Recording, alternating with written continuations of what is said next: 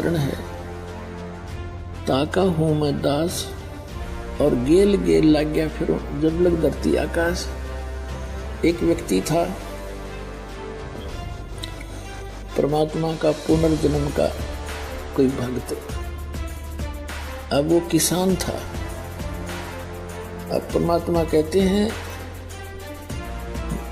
जब जो मेरी एक बार शरण में आ गया किसी भी युग में, परमात्मा कहते हैं उसने निकाल कर छोड़ दूंगा, उसके साथ साथ फिरता रहता हूं मैं जब लग धरती आकाश रहेगा उसको। पर वो मुझे पहचान नहीं पाता, उसका दुर्भाग्य है। तो उस किसान के पास परमात्मा एक साधु रूप में गए कबीर जी। किसान से कहा, क्योंकि पूर्व जन्म के जो पुण्यकर्मी प्राणी हैं उनका स्वभाव बहुत अच्छा होता है, साधु संत अतिथि का बहुत सत्कार करते हैं। बड़ा सत्कार किया, आओ महाराज बैठो, महाराज नुहाओ धुआए, कपड़े धोए, बच्चा तक कवा के धोआए, खाना खिलाया। परमात्मा बोले, फिर भगवान गए जिस उद्देश्य से वो लगे ज्ञान देने, भाई भगत तेरा स्वभाव भी अच्छा, लेकिन सारा काम बिगड़ रहा है आपका भक्ति बिना, भक्ति करा करो।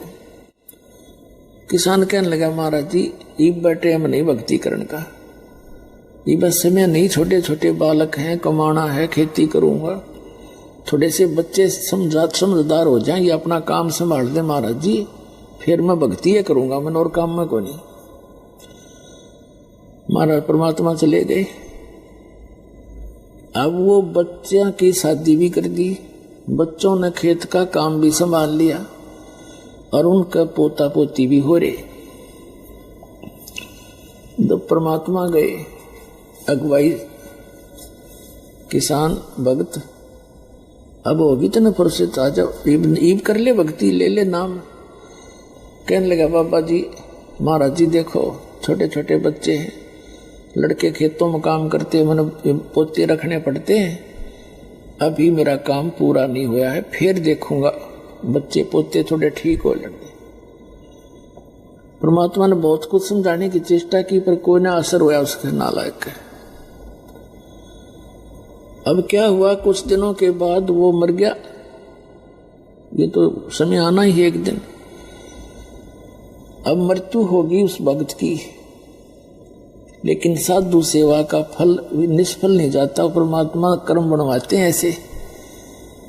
उसके 2-4 बार गए, उसने सेवा शुश्रूषा की, उसके पुण्य बढ़ गए साधु सेवा भगत की सेवा करने से। तो क्या देखा कि वो किसान मृत्यु को प्राप्त होकर उन्हीं के घर में बैल बनकर खेतों में चल रहा है, अपने ही बच्चों के यहाँ। अब परमात्मा पहुंचे वहां खेत में, जहां उसका लड़का उस अपने पिता को बैल को जोत रहा था, उन्हीं की गाय से उत्पन्न हुआ था। कहते हैं जहां आशा ताबासा हुई और मन कर्म वचन सुमरियो सोई। अब कबीर परमात्मा पहुंचे वहां पर खेत में, जहां उसका पुत्र हल जोत रहा था। वो भी जानता था महाराज जी कई बार चक्कर लाक आए थे। कहो महाराज, परमात्मा ने कहा कि भाई तेरे पिताजी कहाँ हैं? जी वो तो मृत्यु को प्राप्त हो गए महाराज, 4-5 वर्ष हो गए। अच्छा 4-5 वर्ष हो गए, कहा ठीक है। एक जो बैल वहीं बना हुआ था उसके कान में जाकर परमात्मा ने कहा कि भाई तेरे को कितना समझा था भले आदमी, देखी बैल बनकर खड़ा हो गया। अब भी मान ले मेरी बात, तेरी अजूनी छुटवा दूंगा, तेरा अभी शरीर छुटवा देता हूं और तुझे मनुष्य जीवन दिवा दूंगा। अब परमात्मा तो सबकी भाषा समझते हैं। वो बैल कह रहा है मन मन में, अक बाबा जी तेरा दिमाग खराब हो रहा है, अब मैं मर गया, यहाँ कोई और बैल आ जाएगा और वो काम ठीक करे नहीं का तो मेरे बच्चा नानी नहीं हो जाएगी।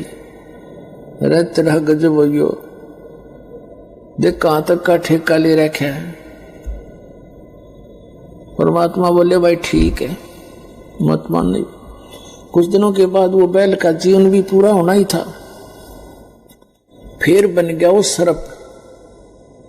सर्प की योनि में क्या होता है, अब कभी उसने थोड़े बहुत पैसे दबा रखे होंगे कि तो जमीन में 200-400 रुपये, और वो मृत्यु को प्राप्त हो गया, बता न पाया को न। तो सर्प को ये चेतना रहती है, वो उस घर में घूमता रहता है आसपास उस क्षेत्र में जहां वो कभी धन दाब गया था। अब वो आया फिर अपनी वो बैंक बैलेंस से मारने के लिए सर्प वहां पर उनके आंगन में गया घूमे, घर में क्या जहां उसने को 100-200 रुपये दबा रखे थे मिट्टी में, भूल भाल गया ना परिवार को पता। वो देख लिया उसके पुत्रों की पत्नियों ने, शोर मचाई, सरप सरप। वो बेटे आए लठ लेकर, और वो चला फिर मोरी में से निकलने की चेष्टा कर रहा था। उसके 1-2 लाठी लागी कमर पे, जाके सड़ता बाहर। 1-2 डंडा लग गया, वो टूट गया बीच से।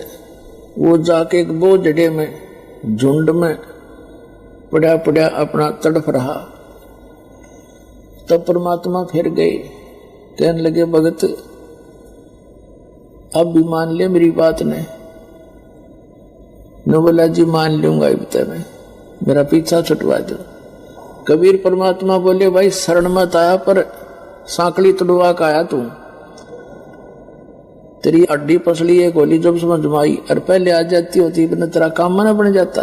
तो पुण्यात्मा जो समझदार व्यक्ति हैं वो तो जल्दी शरण ग्रहण कर लेंगे, ना बाकी के फिर सांकली तुड़वा का आएंगे, आना पड़ेगा यहीं पर।